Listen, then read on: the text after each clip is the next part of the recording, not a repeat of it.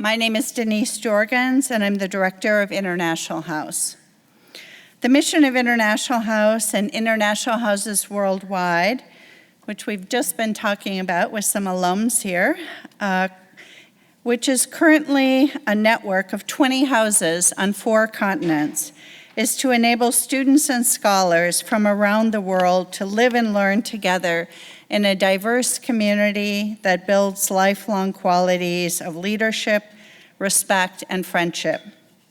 This mission is achieved by daily interaction among our students and scholars through internationally focused public programs such as this evening's event, through our unique facilities and community life activities designed to foster diversity of thought and experience. This evening's lecture program is one of over 200 programs held here at International House of Chicago as a part of our Global Voices Performing Arts and Lecture Series. Whether it's a music or a dance performance, a film festival, a cultural or national celebration, a lecture, conference, or symposium, International House presents programs that promote cross-cultural understanding and civic discourse on community, national, and world affairs. As a part of our Global Voices program series, we are so pleased to collaborate together tonight and on a regular basis with the Center for East Asian Studies. We invite you all to join us here for many other programs. Information on our programs is available in the entryway. On behalf of the Global International House community, I want to welcome you again and thank you for joining us tonight. And now I'd like to invite Kenneth Pomerantz to begin the program. Thank you again for coming.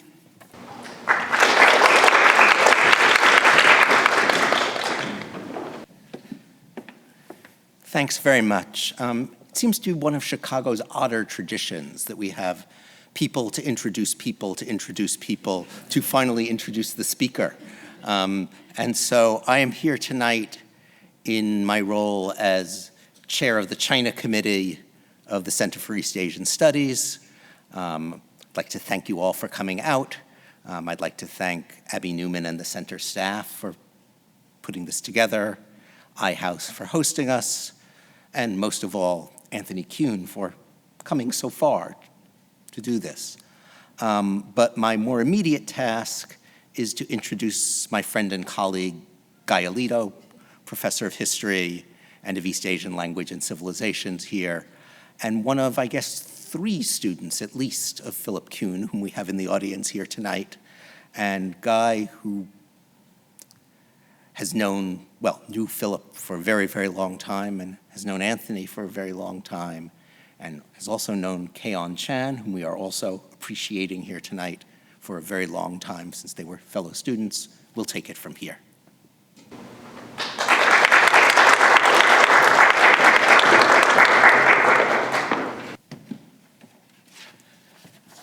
Good evening. The University of Chicago community is truly fortunate this evening to have one of the great and most knowledgeable of world journalists, Anthony Kuhn, address it. I say world journalist because while Mr. Kuhn is a major authority on East Asia and spent most of his career in Beijing, he has reported literally on most of the rest of the world as well, literally on and from Southeast Asia, the Middle East, and Europe. It is also personally a great and fortunate moment for me because our family has known Anthony for, well, most of his life. He babysat our daughter at one point. And so I would observe, first of all, that Anthony has merged 2 heritages, his grandfather's and his parents'. And his grandfather, Ferdinand Kuhn Jr., was a print journalist. He was the New York Times bureau chief in London from the late 20s to 1939. And so that's the journalist part. In fact, I remember you have a picture of him hanging in your studio still, I assume, yeah. But the East Asian heritage part comes from his parents. So Anthony's mother was Chinese, and his father was, of course, a most illustrious Chinese historian of modern China in the entire world. In fact, last night I returned from a conference, an academic conference in Shanghai. One of the Chinese professors there told me that her PhD dissertation topic was Philip Kuhn. So you can maybe look forward to being the subject of a PhD dissertation someday, however distasteful that might seem. Philip was also my teacher and very good friend, and also the teacher of Mr. Keon Chan, who we have here, without whose generosity to our China program this evening would not be possible. A lot of other things wouldn't be possible either, but this evening especially, I think, has special significance. So, Anthony was raised in Hyde Park. The first time he's been back in around 4 decades. He finds it much changed, as you would expect. Most of his schooling was at the laboratory schools, and went on to Washington University in St. Louis as a French major. I would like to point that out, as a French major. After graduation, he served for 5 years at the Chinese American Planning Council in New York City. And then he went to the Johns Hopkins Nanjing University Center for Chinese and American Studies. I have to mention this. Our daughter also attended this, and she reported that the orientation meetings with the new students, first thing they mention is, Anthony Kuhn is one of our graduates. Yeah, which is, of course, not so surprising, but I thought I'd mention it anyway. So for most of the last 2 decades, Anthony has been a reporter, a broadcast reporter for NPR, National Public Radio, and that's where I assume that most of you have, well, you've already heard him. I would, however, like to point out that he, while at NPR, he also did, I don't know, video journalism. He would go out into the field and make little feature videos that would be mounted on the NPR website. And not to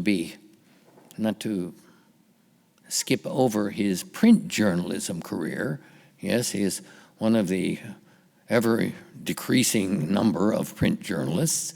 He published in Far Eastern Economic Review, New York Sunday Times, Time Magazine, Los Angeles Times, South China Morning Post, etc.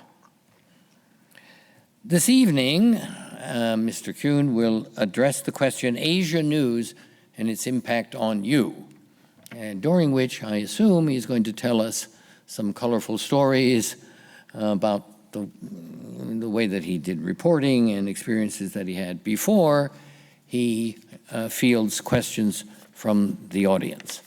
Mr. Kuhn.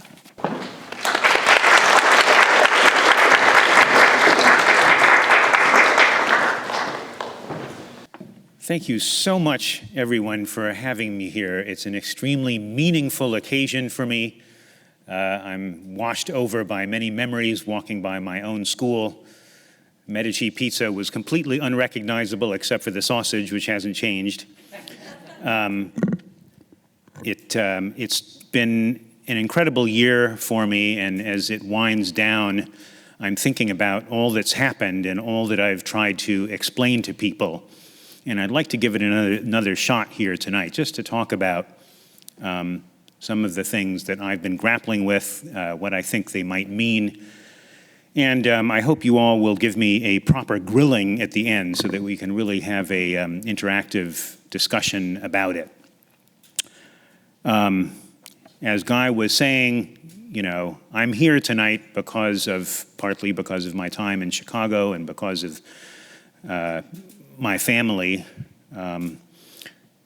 When I was growing up, I visited my grandparents, and there was a table in their living room in which they had a typed out itinerary of all the countries they'd visited in the past few years.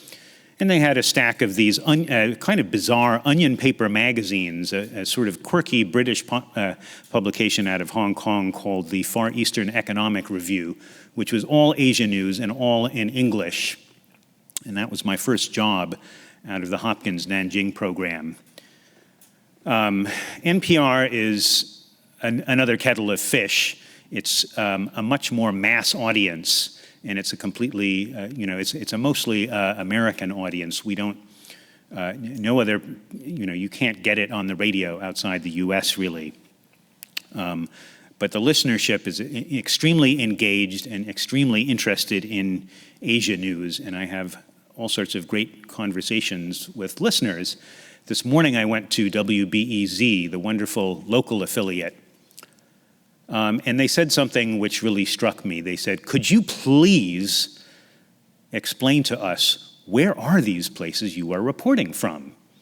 And it's true, I'm sure a lot of people couldn't find them on the map. So it's just basic to explain where it is you're reporting from. And I'm hoping that in future, maybe our writings on the web will even carry date lines so people know where we're writing from. And the other thing they said was, tell us what it means to us. If you want people to listen and pay attention, you need to just mention why this thing is important. Why should we care? So it's no longer enough for us to just tell the story, analyze, explain. We need to explain what it means to you. So let me just get started with just a few countries. I can't talk about all of them, but I will mention some of the other ones. This, by the way, is a picture taken a couple of years ago in Hebei province in North China, not far from the Great Wall. And this guy I was interviewing makes a living running a museum with artifacts that are plucked from the rubble of the Great Wall. And one day he was digging through bits of the wall that were left after part of the wall fell down, and he found a plaque. And on that plaque, he found his ancestor's name. So it turns out that hundreds of years ago, his ancestors helped build the wall, and now he curates a museum about the wall. And so I had the chance to do something about him.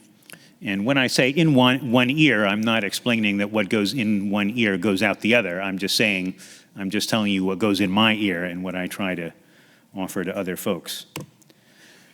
So I'm going to start out with one of the major stories of the year for us, which is the protests in Hong Kong. This is Victoria Park. I'm not a professional photojournalist.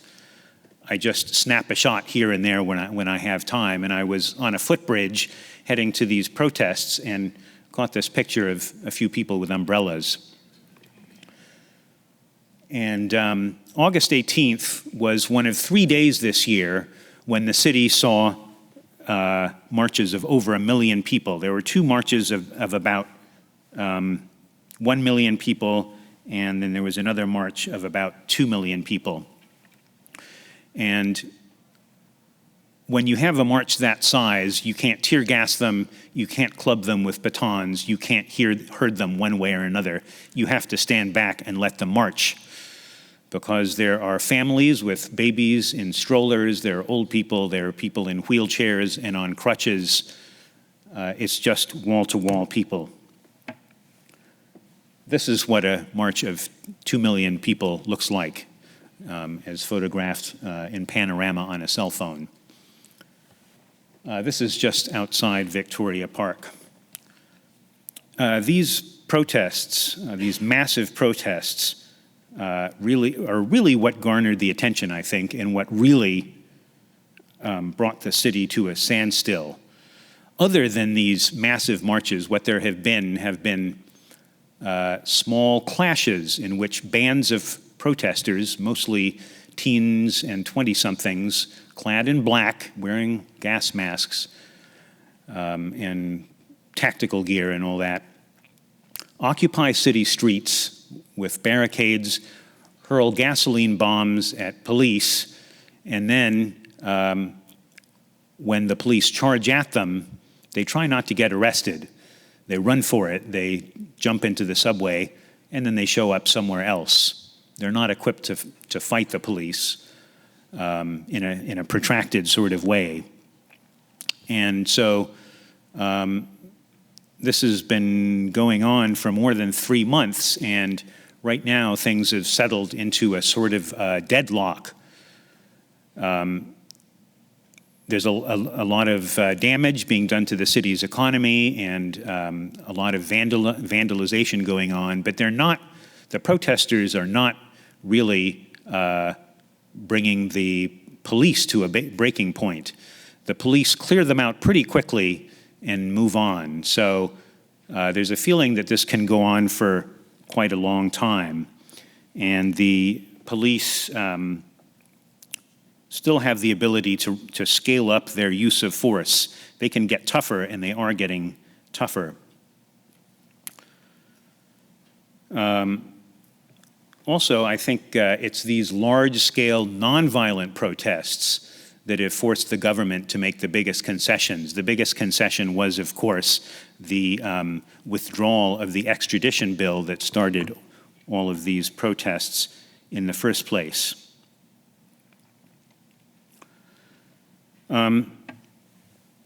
The crisis in Hong Kong is often described as a clash of political systems, but I think it's fair to say that it began as a clash of legal systems, and this is why the extradition bill is important.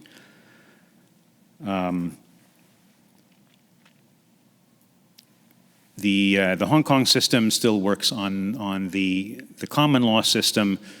China has its own system, and while Hong Kong has tried to reassure people that anyone who is extradited will get due process in Hong Kong, it's very difficult for them to say what will happen once these people get into a mainland court. I feel that China has some legitimate concerns when they need to extradite a criminal suspect, a murder suspect, for example, or a corrupt official who has absconded with a lot of public funds. They want to have a way to get at them. But the reason they don't have extradition treaties with a lot of countries is that these countries, including their own territory of Hong Kong, do not have full confidence about the mainland legal system and guarantees of rights there.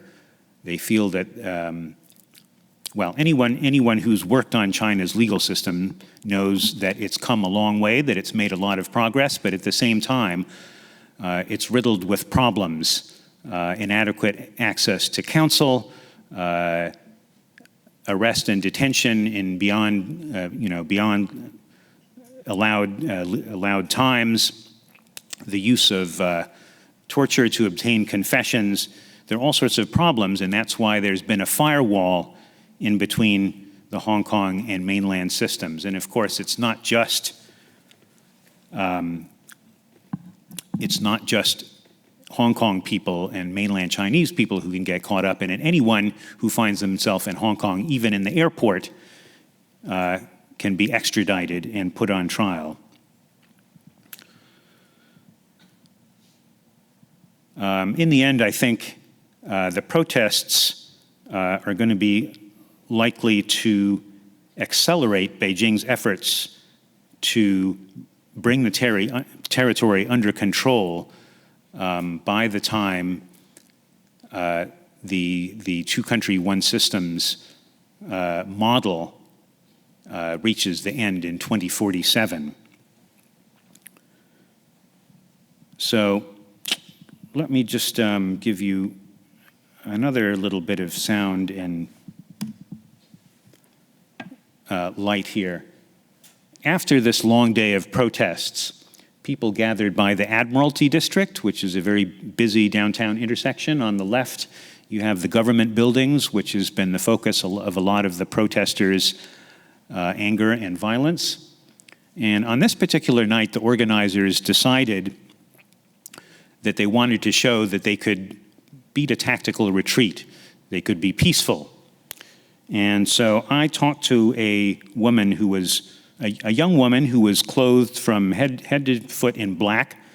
And I asked her, you know, whether she thought they should withdraw or whether they should push on and attack the police, or what should they do? Here's what she said. Actually, I was standing on the bridge also just now. I was the one standing there and say, "Oh, we need to keep fighting and we won't leave today."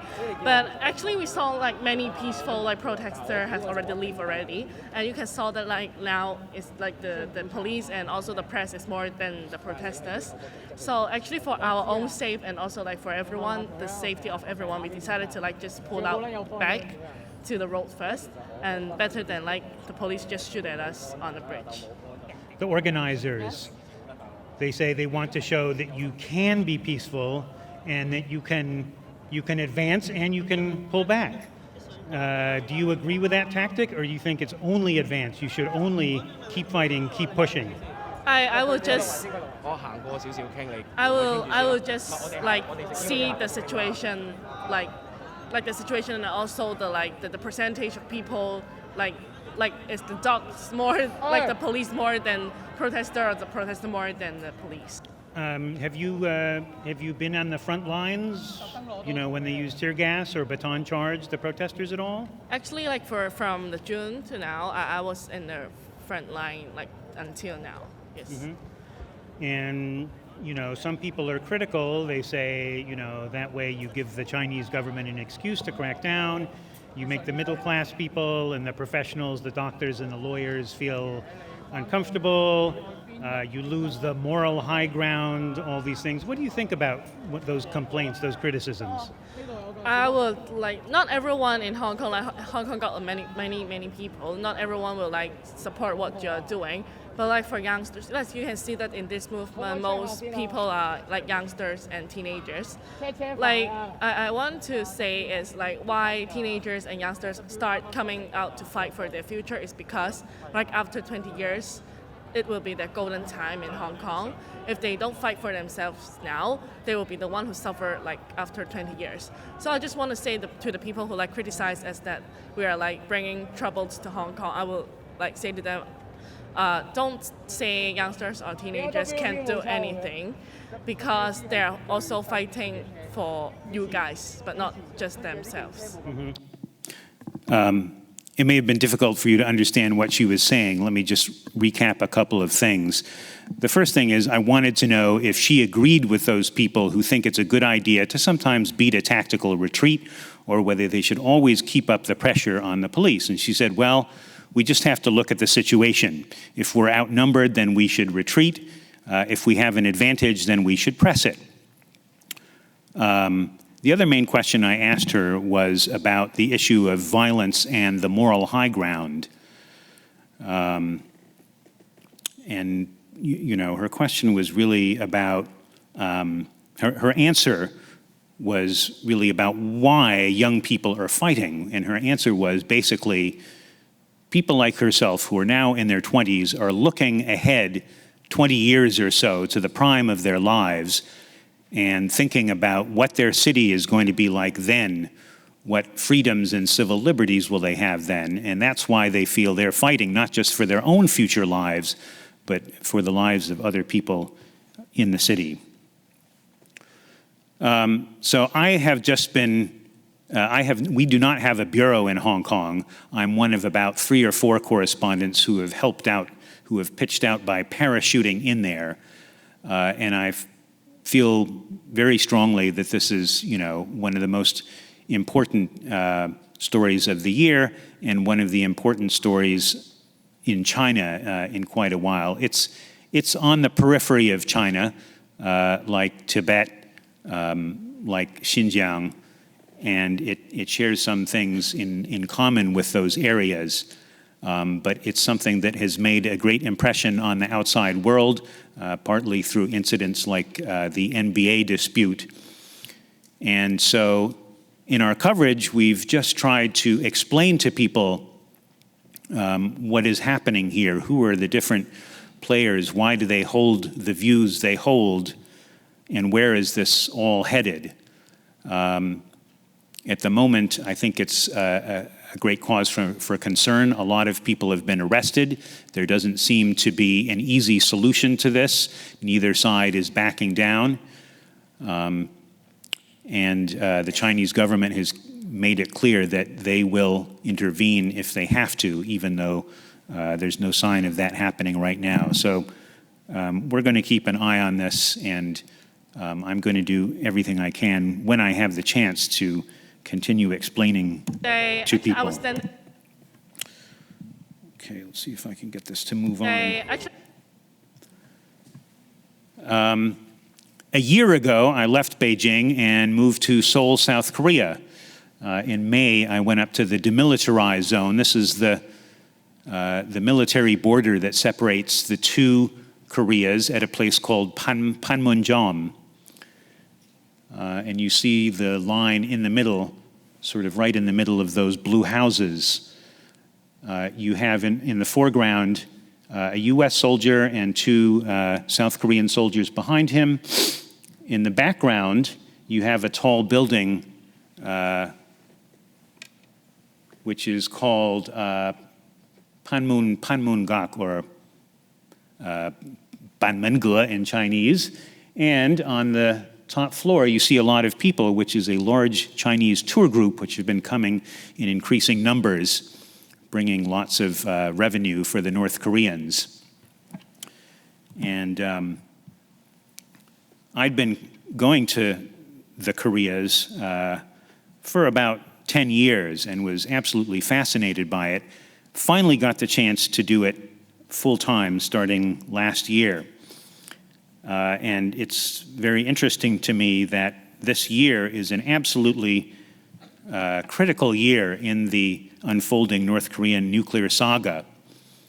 As you may know, the North Korean leader Kim Jong-un has given the U.S. until the end of this year to either offer some concessions that satisfy North Korea, that satisfy him, or he will walk out. He will give up on nuclear negotiations and very possibly go back to testing nuclear weapons and intercontinental ballistic missiles. Earlier this February, I went to Hanoi to cover the second summit between President Trump and Kim Jong-un. And Kim Jong-un rode for about 60 hours by train through China, stopping only for smoking breaks. And that's why it was a terrible setback and humiliation when he thought he had a deal with President Trump to have President Trump walk out on what Trump considered a bad deal. And that's why things have not gone so well since then. There have been about 12 rocket and missile launches since then, which have helped the North Koreans to considerably perfect their arsenal. And since the beginning of the year, Kim Jong-un has made it clear that he's not wedded to the idea of a nuclear deal. He can take it or leave it. If the West and the U.S. do not want to lift sanctions on him, he'll get by anyway with a little help from his neighbors, Russia and China. He will basically give up on the U.S. And either wait for a second Trump administration or wait for another president. At any rate, he's going to be the country's leader for decades to come, as far as we know. And so he's not in a hurry. He's very ambivalent, and he's talked about taking a so-called another way different from negotiating with the U.S. The other thing is that President Trump has offered him riches beyond his wildest dreams. Well, that's not an offer that he can really do much with. He doesn't plan to make his country into that kind of a place. He's embraced economic reforms very ambivalently. They haven't really got off the ground. And so he's not about to turn the country into a liberal democracy with a full-on market economy. So I feel what we're looking at is that, we may return to the tensions of 2017, and we're going to see a North Korea that probably continues on in its current state for quite some time without any major improvement. Another story that has been front and center for me for the past 7 or 8 years has been Myanmar. And this is something with which both the US and China have a major role in. These are the Rohingya people. You can see some of them wearing white skull caps that Muslims often wear. This is an internment camp for Rohingya Muslims outside the provincial capital of Sittwe, which I visited in May of last year. And I had been to these camps quite a bit. The country had been ruled by a military dictatorship from about 1962 to 2011, when they turned into a sort of a quasi-democratic regime. Basically, the generals took off their uniforms and ruled in another way. And I had been to these internment camps before, and I wanted to talk to people about what changes they'd been, because they've been living in these camps now for about 6 years or so. These camps, you can't really see the buildings too well, but they're constructed of bamboo. They were meant to last for about 1 or 2 years. They've now been in there for about 7 years. None of these young men here wanted to talk to me. They were all very nervous, and they pointed to a guy in uniform on the far left. There are police and soldiers in there, and for the first time in many years, they were too scared to speak. So I sought out a village leader of the Rohingya, a lawyer named Chaw La-ong, and I asked him how things were going. And here you can hear some of that. I'll explain what he says if the accent is a bit thick. You've been here now for 6 years. Yes.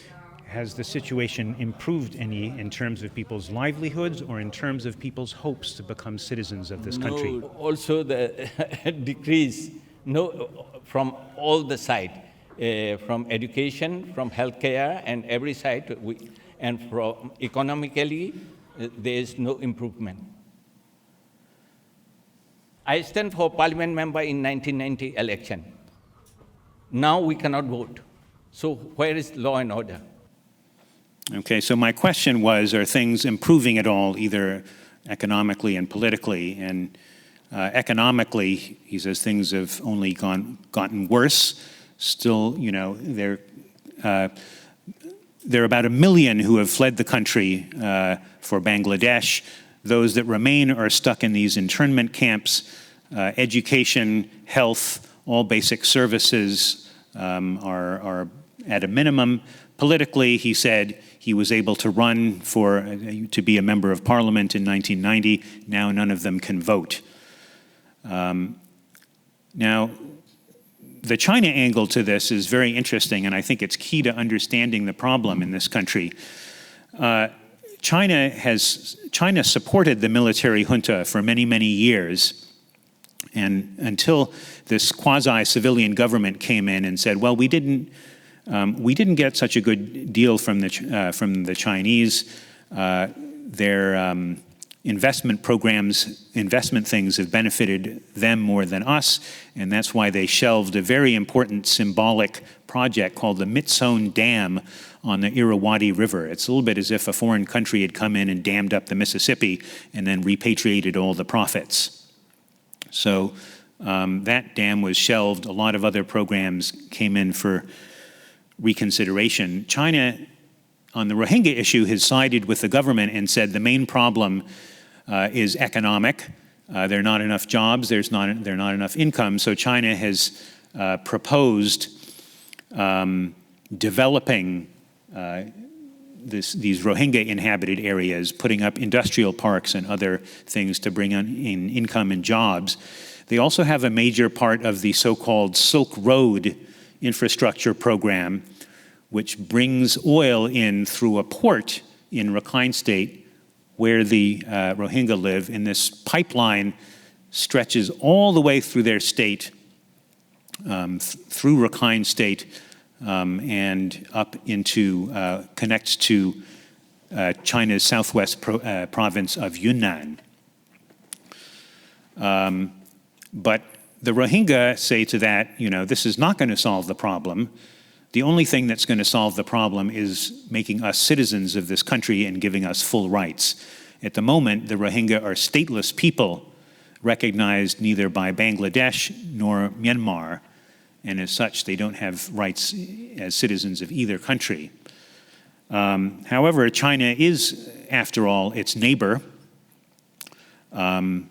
and I believe they have a lot to offer Myanmar if they invest correctly. And I've watched as they follow this learning curve, learning how to do environmental impact studies, learning how to work with civil society, learning how to make their investments more transparent. They didn't have a lot of experience because their work in China often didn't require it. But it's sort of become a zero-sum game. When Myanmar shelved a lot of Chinese projects, they started to look to the US, they started a rapprochement with the West, but then the Rohingya issue caused the US to criticize Myanmar, and Myanmar has tilted back somewhat towards Beijing. So it's become a sort of zero-sum game, and I hope that people will see, they'll consider what benefits the local people and not think of it so much as, their win is our loss, that things will not be seen quite so much as a zero-sum game. I admit that during the early years of the transition to democracy, I was a bit of an Aung San Suu Kyi groupie. I followed her around Europe and Asia as she toured foreign governments. She was not yet the head of government, and yet she was treated like a rock star. At the time, I reported about how she was seen as inheritor of the trends of Mahatma Gandhi and Martin Luther King, a great figure in nonviolent struggle against authoritarian regimes. Well, things didn't quite work out that way. It turns out that she is not very sympathetic to the Rohingya and has not stopped the army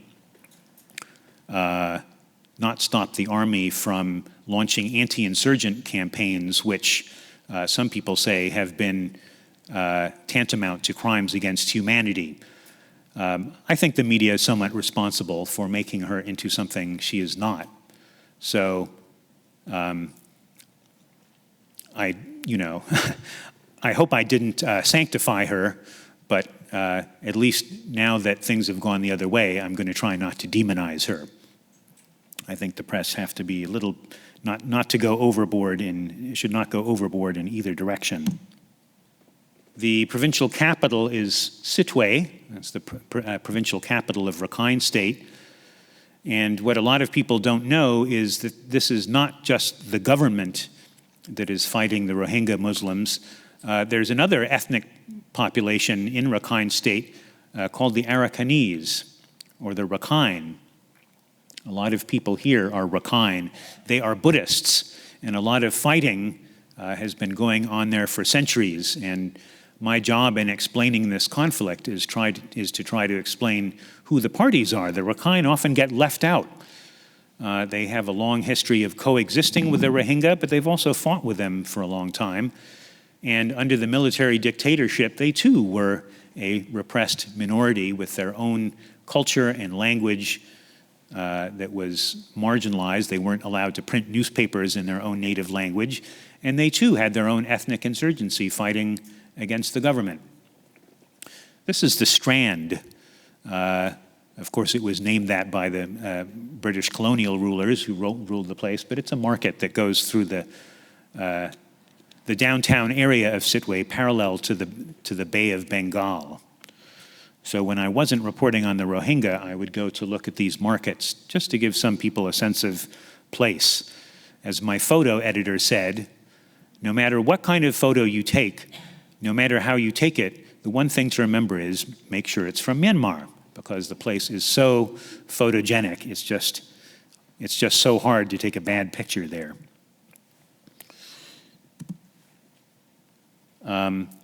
It's gotten progressively more and more difficult for me to get into the country. My last trip there in May of last year was with the guy on the left is Scott Marciel, the U.S. ambassador to Myanmar, and the guy to his right is Mark Green, the administrator of U.S. Aid. U.S. Aid is the arm of the State Department that doles out foreign assistance, and that includes money that goes to the Rohingya. I was able to get into the country because I was covering his visit, and here he is meeting with Aung San Suu Kyi, the current state counselor. She's barred from becoming president of the country. The military rulers will not let her become one. So she's serving as state counselor. She's the de facto ruler. The next thing I'm working on now, during this fall, I'm going to be working on some military-related projects. Last year, I had the chance to go to the South China Sea. This is the aircraft carrier USS Carl Vinson, which was transiting the South China Sea, going from Manila, going from the Philippines in the east to Vietnam in the west. And an F-18 was approaching the Carl Vinson as I was on the deck. And the crew was just sort of standing around waiting for the thing to come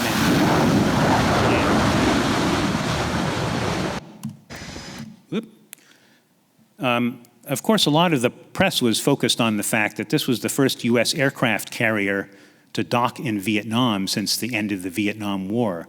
But that's not why I was interested in being there. It's also not because it was transiting the South China Sea near features that were claimed by China. The reason I was there is because the USS Carl Vinson is attached to the 3rd Fleet of the U.S. Navy, and the 3rd Fleet is based in San Diego.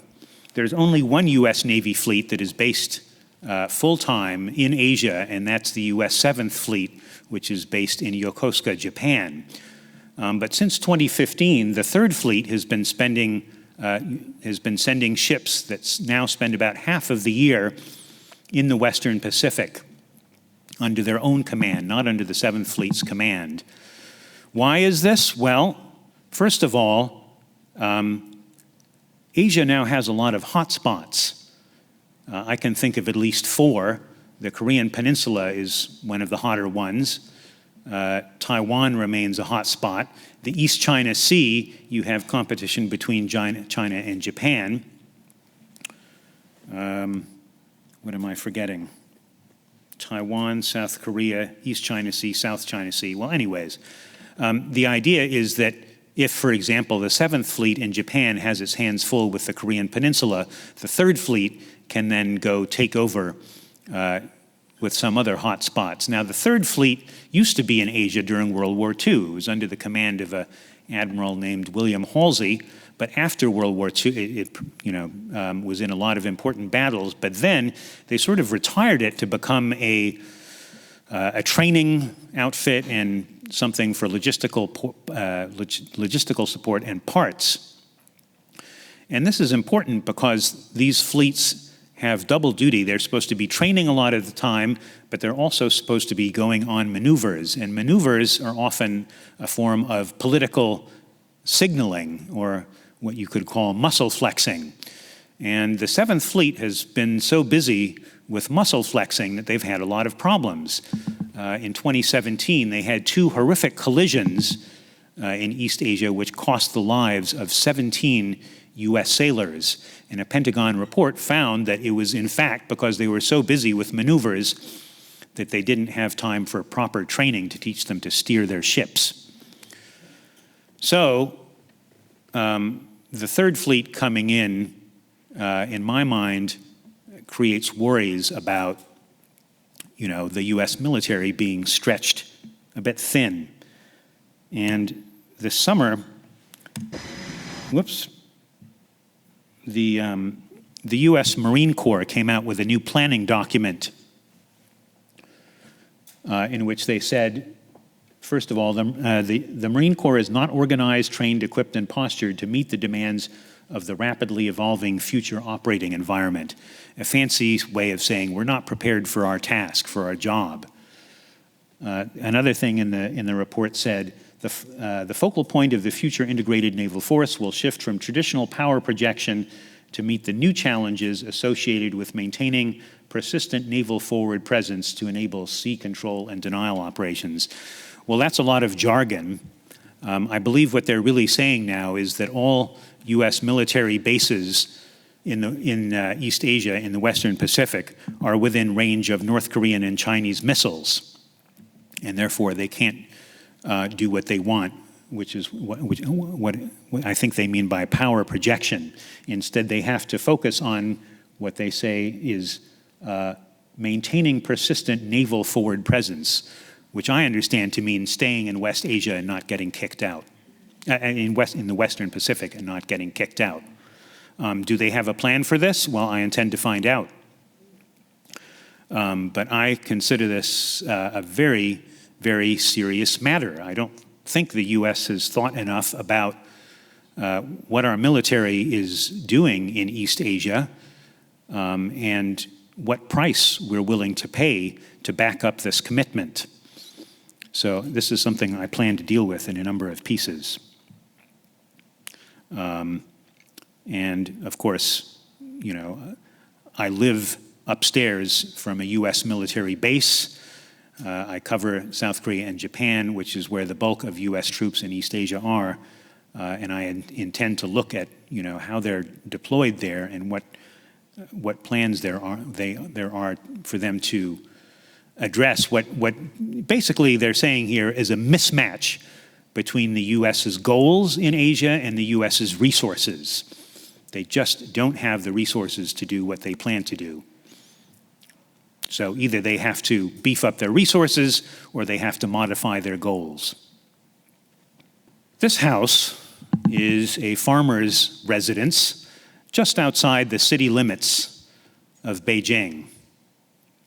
And I think you've all seen pictures of what Beijing looks like these days. Well, within a stone's throw of the city limits, there are houses like this.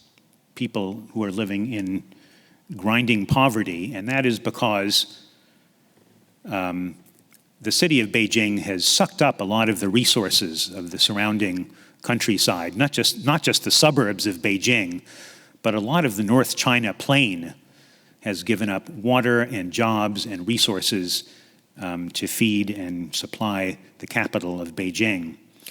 And the population of Beijing has been growing at a double-digit clip now for decades, more than 10% a year. And it feels like it's staggering under the weight of its own population a lot of the time. There are great concerns about where all the people are going to go and if there's going to be enough water for them. And so one of Xi Jinping's signature policies, one of them is, of course, the Belt and Road Project. The other is called the Jingjinji Plan.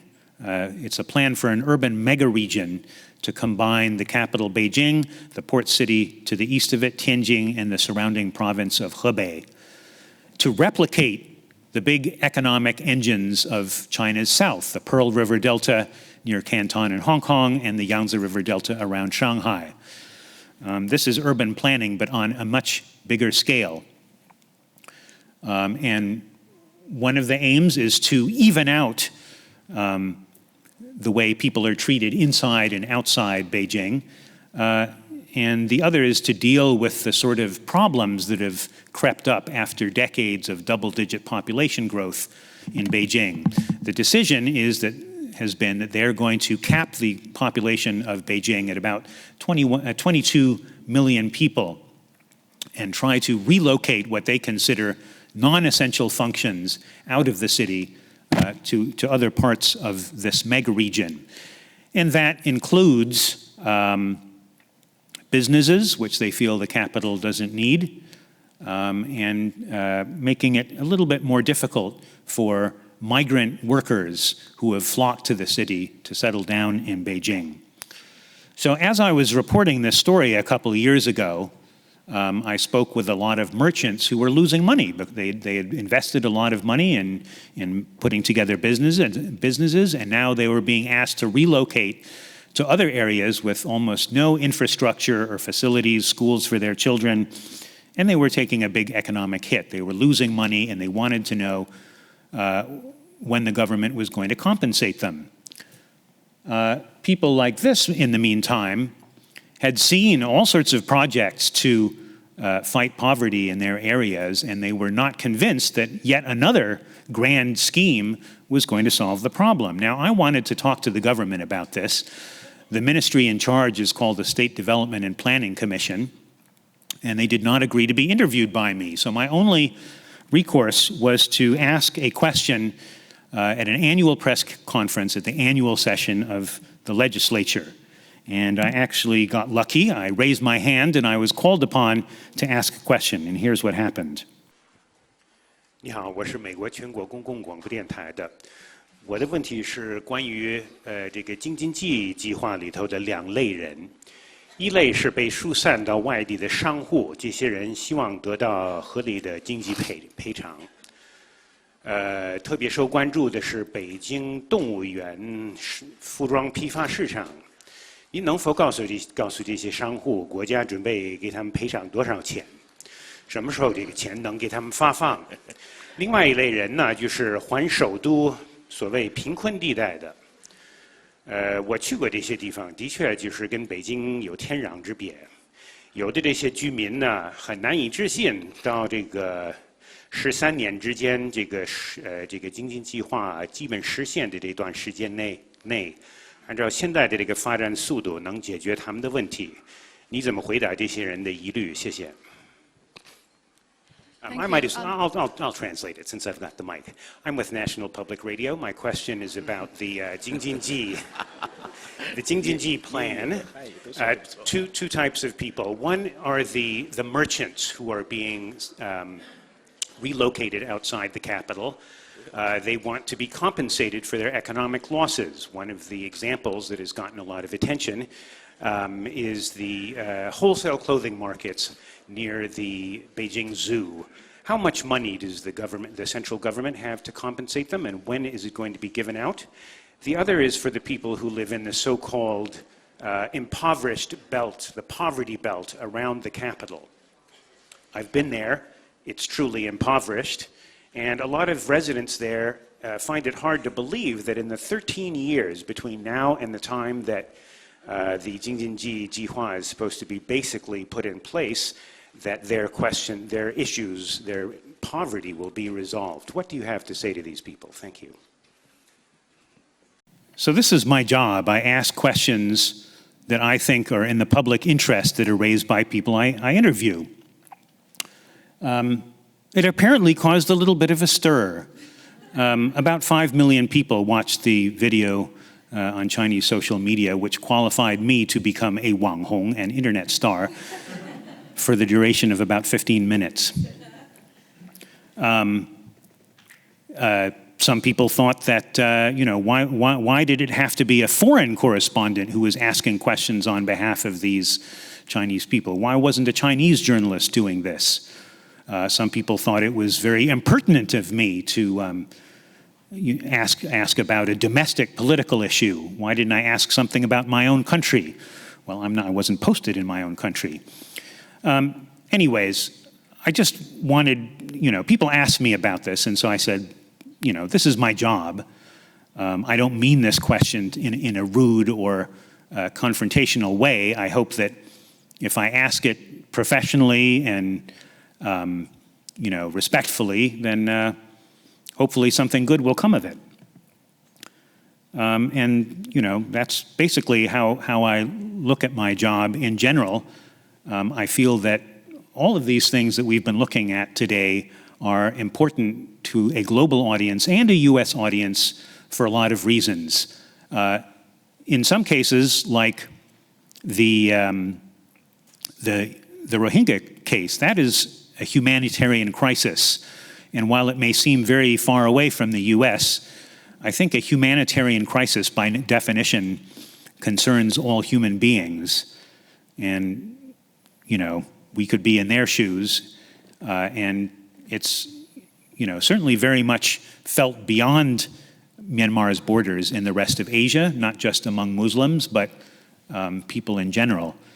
In the case of the North Korean nuclear issue and the US military presence in Asia, you know, this is now, if you read US government documents, Asia now is supposed to be our primary theater of operations. We're supposed to be disengaging from the Middle East and shifting our attention to Asia. Well, if we're doing that, I think we need to have a discussion about, you know, what we ought to be doing there. Should our military be drawing some line in the sand? And if so, you know, what are we prepared to pay to hold it? I'm not saying that we're supposed to be developing a plan to contain China. I think the U.S. government seems to be doing that. I'm not trying to prescribe any policy option. I'm just saying I think there ought to be, you know, some civic discourse, some public discussion of what's at stake, what's in it for us, and what can we realistically expect to achieve. This year has been, you know, I think particularly the Hong Kong issue has become increasingly bitter. And I look at social media and I just see constant feuding and trash slinging and garbage talking about political issues. And I think colleagues of mine who've been working on this a long time are getting a little bit depressed. I think people who are working in the area of US-China relations are getting a little bit depressed about where things are headed. I just feel I could do that. If I think about it, I find things are headed in a very troubling direction. But it's counterproductive for me because I have a very big and challenging task to explain things to folks, to explain all sides of these issues to folks. And so I'm just trying to keep my powder dry, look at things and explain them from a sort of detached perspective. And the other thing I'm trying to do is enjoy the tremendous opportunities I have. And one of the ways I avoid getting depressed about where things are headed is to switch my perspective. And sometimes that means jumping on planes and flying around the world at very odd times when I should be doing something else. Or it can mean putting down a country that I've spent decades looking at and moving on to a new one, picking up a new language, a new culture, and throwing myself at the challenge of mastering it. So anyways, these are just a few thoughts, a few sound, a few pictures to show you the sort of issues I grapple with. And I look forward to you guys giving me a real grilling, because at the end of the day, I'm in the business of public service, media, and trying to explain things to folks and getting a conversation started. So thank you so much for listening. I'll just show you a final picture. This was taken in 2012 in the jungles of Cambodia. I was standing up to my thighs in swampy water as I was trying to get someplace, and the expression on my face says, "What a slog." Well, thanks for slogging along with me, and I'm happy to take your questions.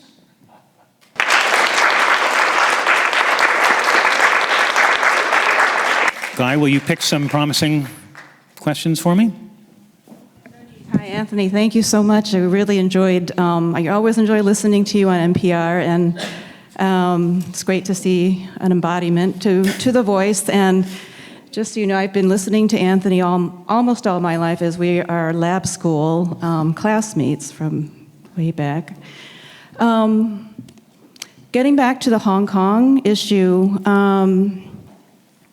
I've heard from my father, who has a lot of contacts and friends and family in China, that he's talked to a lot of people, and he says that a lot of people in China just don't understand what the Hong Kong protesters are protesting against, and that he and my father, we have a fight about this all the time because he says that there's a poll that he came out from somewhere, I can't remember the source, but he said that that the Chinese actually trust their government more than other countries. I'm not sure, maybe you are familiar with that, with the source, but for someone who grew up in the West, I think Westerners would be like, how could that be? I mean, there's no freedom of the press, there's no an independent judiciary, and all the things that the Hong Kong protesters are fighting for. So I'm just wondering if you can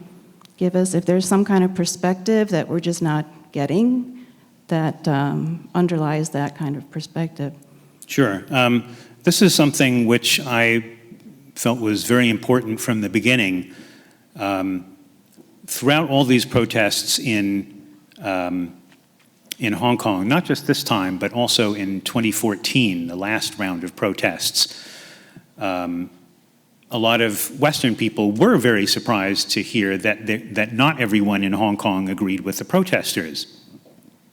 So one of the first things I did on this during these protests were to talk to Hong Kong residents who did not share the protesters' point of views. Who are they?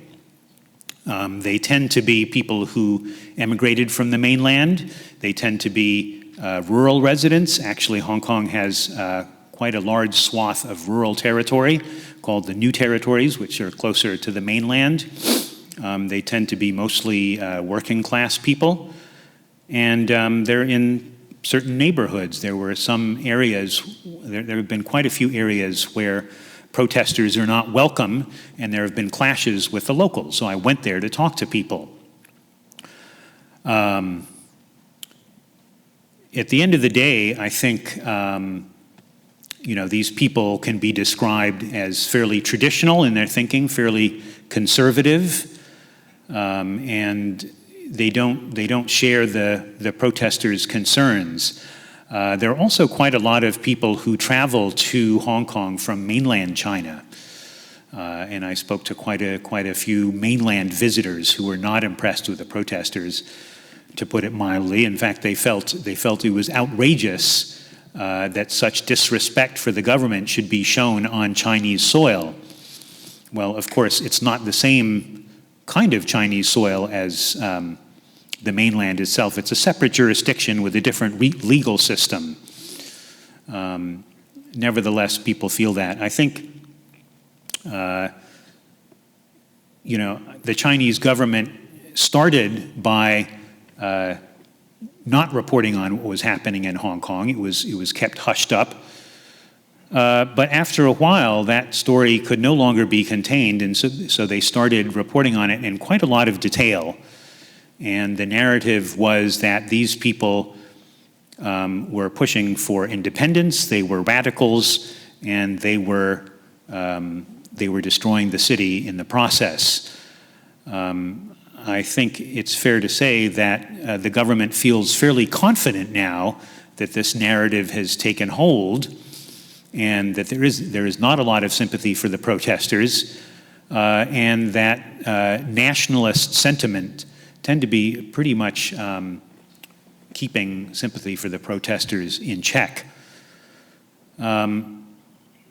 So also, the other narrative is that these are protests that are funded and organized by the CIA and foreign governments. And a lot of people believe these too. A lot of people also don't. I see a number of things at work here. I see a lot of discomfort with foreign criticism of China. When the Chinese government says to the UK government, you have no right to make irresponsible remarks. When they say to the management of the NBA, you should not be saying incorrect things.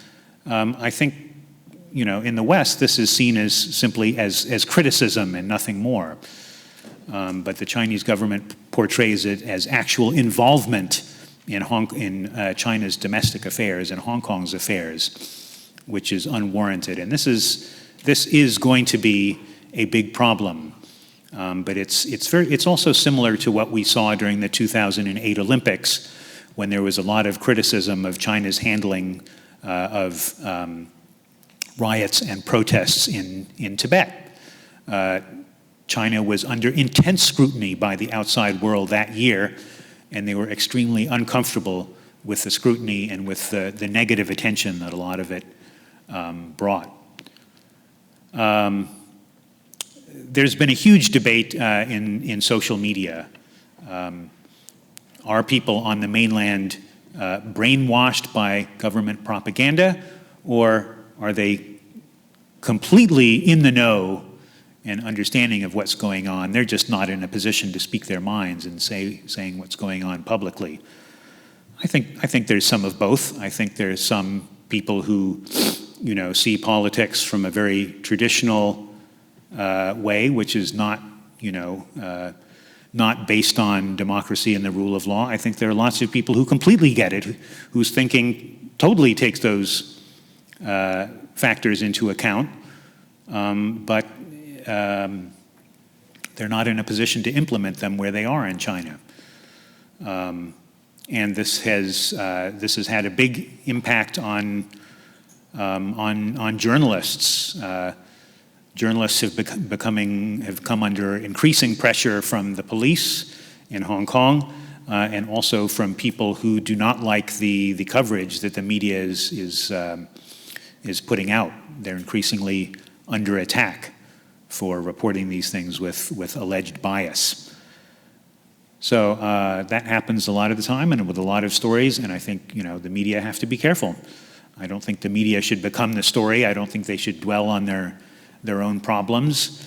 There are professional organizations such as the Committee to Protect Journalists and others who work on these issues, and they should work on them. They're of great concern, but I think reporters themselves ought to stick tightly to the story. And there's nothing wrong with reporting about press freedoms, but I don't think they ought to let themselves become the story. There must be about 1,000 questions I want to ask you, but I choose one that is perhaps historical. And the reason I say that is I try to look at what you just talked about, Hong Kong, from a different perspective, since you are a world journalist.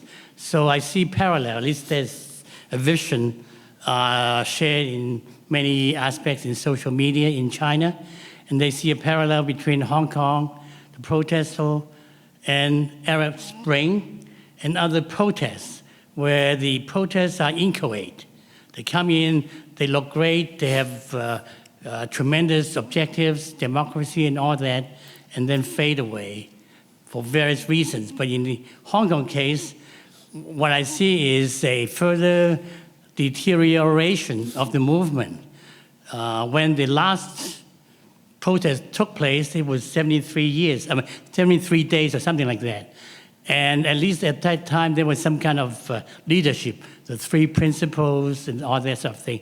And this time, this started with an objective that a lot of people share, especially among my middle-class friends, lawyers, merchants, things like that, people like that who have worked in China. And they know the danger of the new extradition. So they had broad support when it started, because nobody wanted to be under the Chinese judicial system, okay? But as time goes on, as a historian, I see more and more, you can go back to Kerensky in Russian Revolution, but regardless, what I see is that as time goes on, I see a decline in the movement, because in the last one, you had some leadership and some issues. This time, there's no one to talk to. There's no one to bargain with. And even if you reach a certain agreement, say the agreement to review the police, or to have the Carrie Lam resign and so on, there's nobody to talk to. And even if you have someone to talk to, there's no enforcement. So what I see from the view of both the historian as well as the resident of Hong Kong, I say to myself, what's going on? It's worse. the way I see it, than even the last one, which lasted 73 days.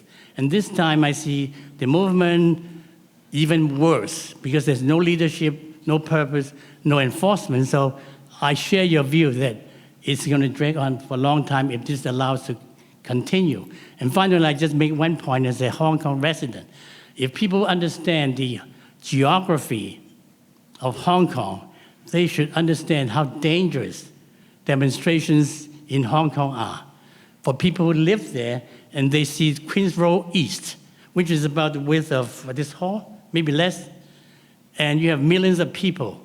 If you have a firecracker, any yelling of danger, and you have the running of the people, the ambulance cannot get through. And so as a resident of Hong Kong from years back, every time I see this demonstration out there, I pray to God, someone doesn't say fire. This is very peculiar to Hong Kong as compared to, say, Tiananmen Square, okay, where you have millions. There's a different situation. But in Hong Kong as a resident, you look at there. I mean, one mistake, I pray to God, you could have, I don't know how many people. There's no way the ambulance can come in. No way the police can come in. No way to control the crowd. So this is my personal perspective on this. But so for historical reasons, I just say, is this an Arab Spring movement or something else? Thank you, Kuhn. It is amazing that there have not been a lot more casualties. You know, the political discourse in Hong Kong, particularly online, is getting more and more extreme. And the protesters tend to, they like to call the police murderers. Well, yes, one young person has been shot, and there are conspiracy theories that others have been killed, but as far as I know, there are no casualties yet, and that's truly amazing. What you were saying about dialogue, I think the main problem is that nobody has agreed to have a dialogue, and this was something that was evident in about the middle of the summer. I did a piece at that time about the Hong Kong police, and this is something that lots of media have written about. They were once described as Asia's finest, highly professional and impartial. And this was something that could also be said of Hong Kong's civil service. There was a lot of trust and a lot of respect within the population for the police and the civil service. Now, what people are saying is that Carrie Lam and the Hong Kong government are hiding behind the police. What they're not doing is starting a dialogue. At the end of the day, the only way out of this, and everybody realizes this, I think, the only way out is a political solution, a negotiated solution, but no one is negotiating at this point. And Carrie Lam has said very clearly, we cannot start negotiating until the violence stops. I think were negotiations to begin, they would find people to talk to. I think legislators on both sides could come out and talk and negotiate with the government. In the case of the protesters, there are plenty of pro-democracy lawmakers who are with the protesters and who could negotiate on their behalf. And if you look at their, the whole movement is online, I think there would be a huge discussion on messaging platforms like Telegram among the various factions within the protesters, the lawmakers. They could all discuss on what they want the negotiators to do. So that's the main thing. What people say is that this is what is so frustrating for policemen. They're being used as, as a sort of a shield for the government. The government is using them to deal with the populace instead of seeking a political solution, which is the only way to resolve this crisis. Seth Deal, good to see you again. My question is just about the long-term effects. What do you see as the long tail of the current U.S. administration's China policy, trade policy on the Chinese side? If we get a new U.S. administration that tries to change tactics, are things permanently changed from the Chinese point of view? Well, there are many different aspects to it. I suppose one of the central ones is the idea of decoupling, whether it's economic or people to people. I think it's very clear that that the coupling has gone on for a long time, and it's very deep and complicated. And I think it's pretty clear that two economies on this size cannot be decoupled quickly. If you go to Vietnam and Indonesia and you look at where companies are, look at the places where companies are relocating to from China, I think their limitations are very, very clear. They do not have the infrastructure, the roads, the electricity, the skilled workforce, the scale of operations, the experience to handle the manufacturing needs of major U.S. corporations. And this had begun long before this trade war. The price of labor in China had begun this process. Eastern Europe and Africa and all sorts, and Central America, all sorts of places were profiting from China moving up and out of low-end manufacturing. But it cannot be done at the speed that the U.S. government suggests. And now I think there is some pushback, some backpedaling on the part of the administration, saying, no, we don't want decoupling. We want to cooperate with China. So I think there are a lot of divisions within the administration, and I think it's been hobbling U.S. policy to a great extent. What has it done to China? I don't think that it's, I don't see that it's changed their policy a lot. One example being Made in China 2025, the plan for industrial upgrading. I think that plan is pretty much intact. It's just not in the newspapers and not mentioned by name. I don't see that it's been sidelined or changed, and I don't think it's something that the Chinese government considers negotiable. I guess a lot of the pressure is just going to be in the short term, and China's government is probably going to have to hope that it can rely on the depth of its own domestic markets to get through the current trade spat the way it did in 2008. That people will leave export jobs and go into jobs in the interior and things like that. But clearly there's a big toll. But I guess in the longer term, the question is, what is it going to do politically? How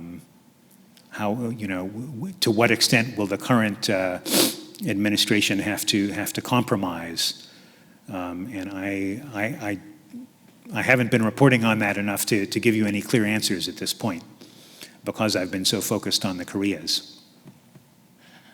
Well, as we know, much of those negative images about protesters in Hong Kong were contributed or portrayed by a leading Chinese newspaper, Global Time, 环球时报, run by the government authorities under the leadership of Hu Xijin. From your professional eyes, how do you evaluate the quality, the position of this newspaper? Are they functioning professionally in reporting what happened in Hong Kong? Yes, well, I know editor Hu Xijin was in Hong Kong looking at the protests and reporting on them. I don't. I've stopped following them quite as closely. I believe I wrote about them before. I visited their offices. They are, it's very clear that they have a successful formula. They've been wildly successful commercially at turning rather nationalistic coverage into profits, just the way just the way that the Southern Weekend and the Southern Metropolitan Group found success some years ago with more liberal coverage. I think their coverage is fairly predictable. The idea of the CIA plot behind all this. What I feel is that if you look at the Tibetan conflict around 2008, and then a decade ago, the riots in Xinjiang and things like that. Again, in those cases also, you had the government saying, this is not about any problems with our policy, this is about inside instigators, about CIA plots and color revolutions and all that sort of thing. And then once the attention was off Tibet and off Xinjiang, then the people in power were sacked and policies were adjusted to prevent a recurrence. So it seems, it can be extremely frustrating to see the government insist that, the demonstrators or the dissidents or whoever is protesting don't have any grounds to be dissatisfied. There are no problems with the central government's policies whatsoever. The only reason they're protesting is because foreign governments are instigating them. Well, I think it's very clear that the central government knows that's not completely true, and once the heat is off, the people who are responsible for the policies will be removed. They will get a lot of counseling and advice from policy experts, and they will retool the policies. So I think you have to distinguish between what's for public consumption and what's being said behind closed doors inside the government. But, I quote a liberal media scholar as saying that the Global Times has poisoned the minds of an entire generation of Chinese people. That's how they see it. And I understand that, but it's my job to try to be fair and when I interviewed anti-protester Hong Kong residents, a lot of times they seem to be parroting or mirroring what you see printed in the Global Times. And do they actually believe these things, or are they just coughing them up for a foreign visitor? That's very hard to say, but they're commonly heard viewpoints, and I think that the foreign media overlook them and omit them at their own peril. We're not doing anyone any favors by presenting this as a completely one-sided issue in which nobody opposes the protesters. That's just not true. Hi, my name's Jenna. I'm a PhD student here. So I know you get called away to these really big and obviously important stories, so that probably keeps you very busy. But is there something that you wish you had time to cover that you haven't gotten a chance yet because you're talking about some of these really breaking news stories? What would you like to be able to cover that you haven't gotten a chance to? Well, I would love to cover the Hong Kong protests full time. We do not have a full-time bureau in Hong Kong. Many organizations do. They make it their Asia headquarters. Because I have to parachute in there, I'm often at a sort of a disadvantage. I don't get to work at stories for long periods of time. And in our business, there's sort of two priorities. One is answering the big questions. Where are things headed? Why do things happen? And then there's another responsibility we have, which is called feeding the machine. Our show editors come to work every day and they say, all right, how are we going to advance the Hong Kong story? What's happening in Hong Kong today? Well, sometimes nothing is happening in Hong Kong today, but they want something on air just to remind people, just to keep the place. So that's, I have to do a lot of machine feeding when I would rather be digging to try to answer more complicated questions. We're lucky we have several bureaus around Asia which contribute to coverage. The Hong Kong story has been covered by our Beijing correspondent, our Shanghai correspondent, our Manila correspondent, and our Seoul correspondent. So I certainly wish I could do more, but I'm also, absolutely mesmerized by the North Korean nuclear issue, which now seems to be an absolutely critical juncture. Things could be headed in a very serious direction very shortly. One of my frustrations there is that I'm not reporting from Pyongyang very often. It's tough reporting on North Korea. Even if you do get in, what you're seeing is highly orchestrated and controlled by the government. The people you speak to are almost all working for the government. They're all elites. You can't just go to a market and start chatting up a local merchant. So I think the only way to deal with that is to work both sides of the border, get into North Korea whenever possible. My last trip there was more than a decade ago. It was in 2008. I'm still working on it. And the other thing is to, on the south side of the border, talk to people who have come out of North Korea, defectors, North Korea watchers, although that has, it can be very limiting because the defectors all tend to come from the same class of people. They tend to be merchants who live near the border with China, have certain certain views, certain experiences. So it's very, very difficult and frustrating, but it's also extremely important. And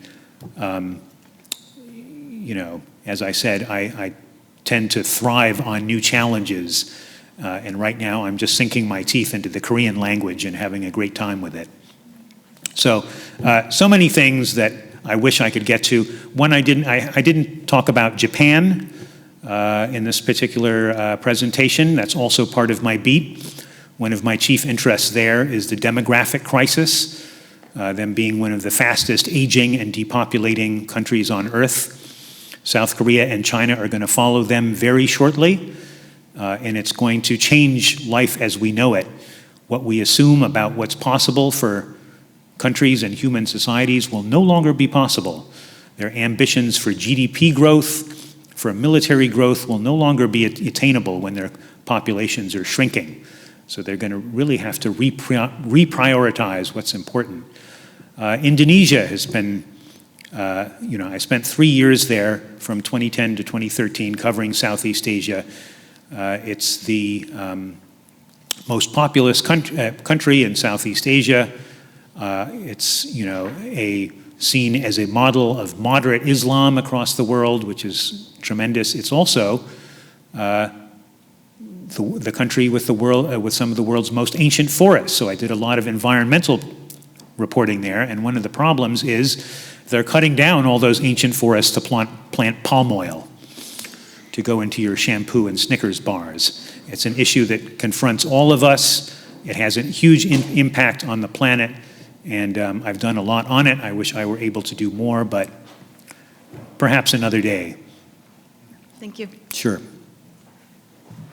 Yeah, hi, I'm Connor. I'm a recent college grad, but I'm applying for agency right now. And so my question is actually you kind of answered that already before, but I was wondering why, when I heard that NPR didn't have any correspondents in Hong Kong, I wondered if you could expand on that, explain the administrative side of NPR and why that is.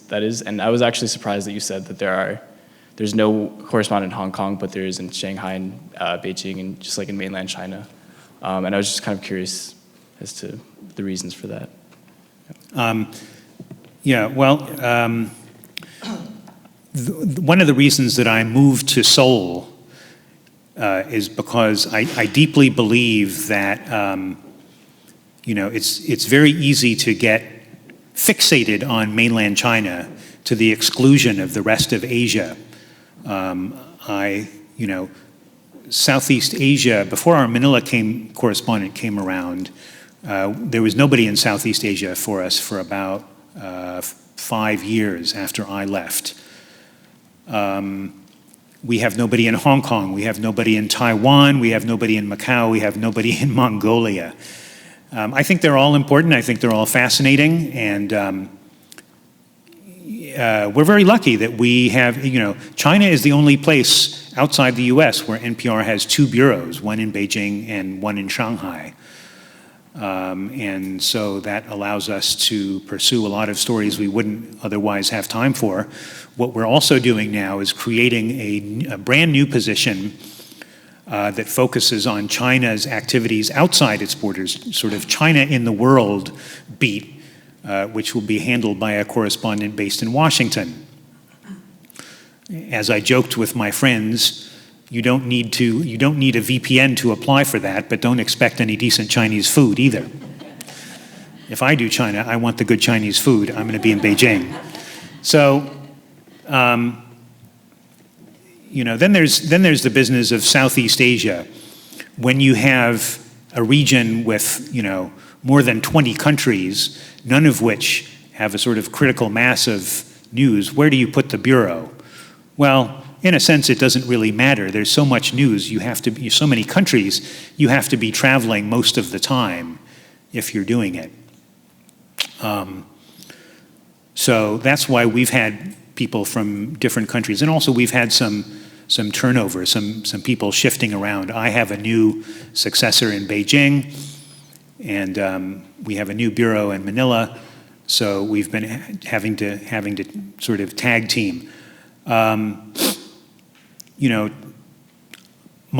feeling is that you want to put the bureaus where the news is, and that's why there's a big argument for putting as many bureaus and as many regional headquarters in China as possible.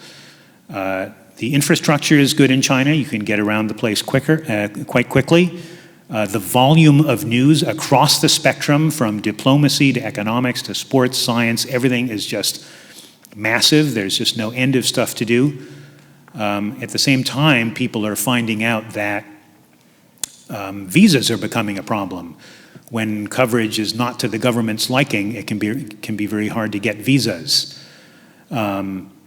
So if the government wants more international media to put their headquarters in China, then they need to take that into consideration, I think. But generally speaking, I think it's worth it to have multiple bureaus in China.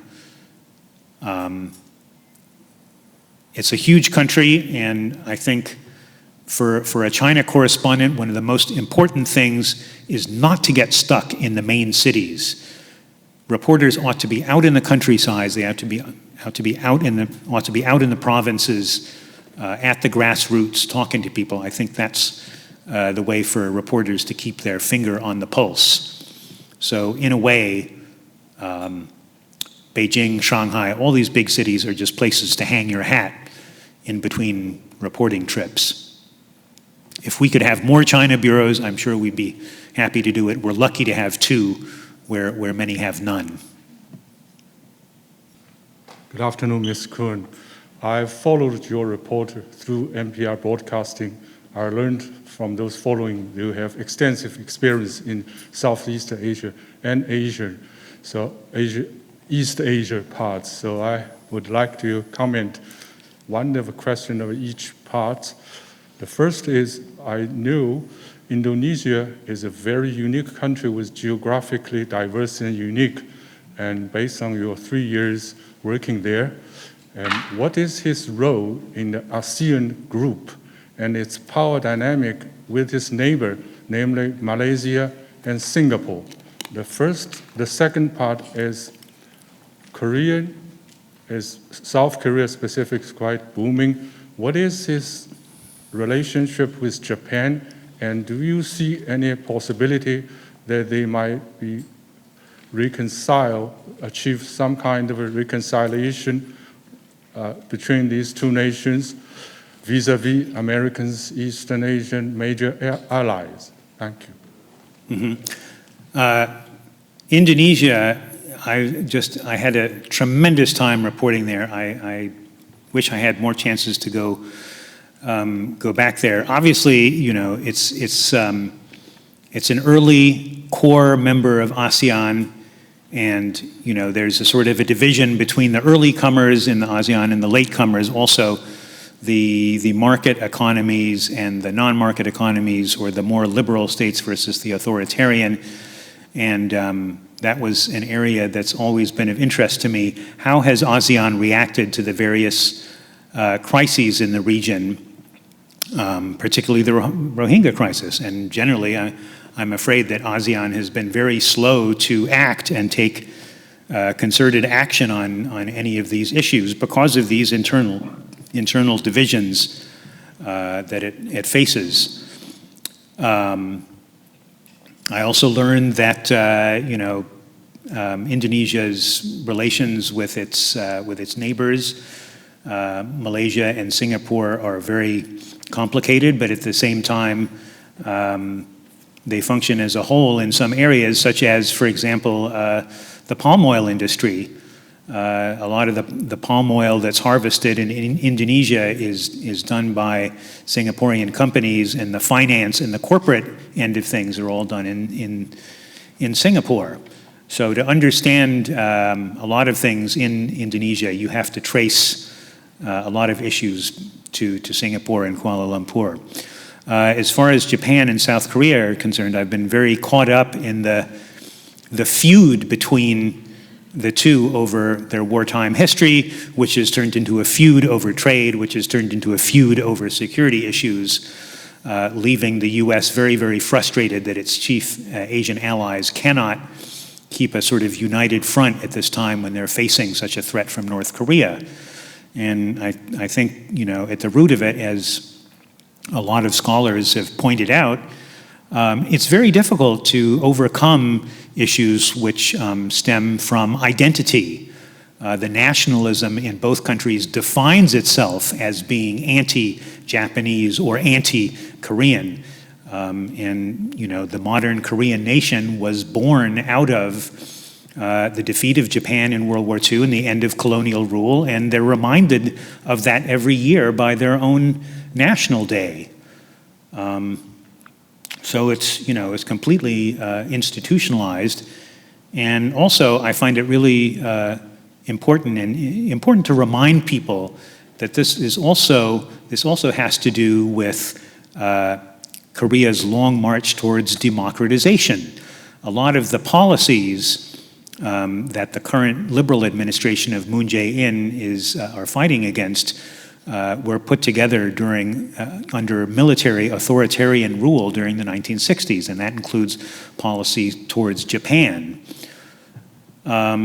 So, a lot of people also blame the U.S. for dropping the ball, not doing enough on it. Now every official that stops through Seoul and Tokyo is hectoring and badgering the two sides to put aside their feud, or at least try to firewall it off from the issue of security cooperation in dealing with North Korea. As I mentioned, North Korea has launched about a dozen missiles or so this year, and in many cases, either the Japanese did not detect them, or the South Koreans didn't detect them, and both of them have advanced so-called Aegis technology, Aegis radar, which is supposed to be detecting them. I mean, obviously they're working under the wrong Aegis, or they would have noticed these. So I think it's going to be very difficult if the U.S. doesn't push harder. I think if you look at the big agreements that were made, like in 1965, to compensate forced labor victims, all of these big agreements have been made with huge pushing from the U.S. Whether this is going to continue in future, I don't know. It's very concerning to think also about, there's a lot of mistrust towards Washington in both Seoul and Tokyo, about the U.S. asking for huge increases from both countries to pay for the stationing of U.S. troops there, the way the U.S. has treated its allies, Kurdish allies in Syria. All these things have gnawed at the confidence of the allies. I think a lot of people misunderstand the nature of the alliance structure there in the first place. They talk about a tripartite or trilateral alliance. Well, there never really was one. There were two sets of alliances, one with South Korea and one with Japan. with no link between those two, the only cooperation between those two, and now that cooperation is faltering. So in many ways, the future looks very shaky as far as those two allies are concerned. Thank you, Anthony. It's a true tour de force. You fielded those questions, answered them so thoroughly and systematically that, oh, indeed, I am Wudi Todi. I'm admiring very much. I think, however, because Anthony is suffering from jet lag. You noticed. Yeah, no, I didn't notice. It just stands to reason. We should end this session here and give him a rousing, thankful applause. Thank you all very much. I'm happy to continue the conversation down here. Yes, indeed. You'll find excellent refreshments at the backside of the hall.